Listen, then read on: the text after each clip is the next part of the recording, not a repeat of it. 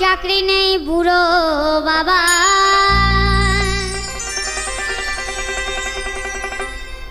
বসে বসে খাচ্ছে খাবার,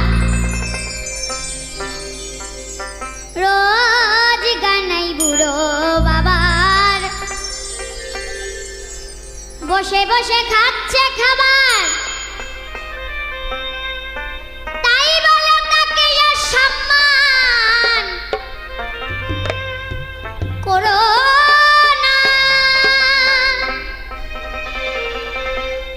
একটু ভালো করে দেখো ভেবে,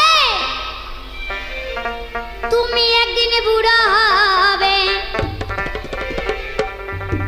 তোমার ছেলে তোমায় সম্মান করবে না। বাবার মনে কষ্ট দিও না। ও মা।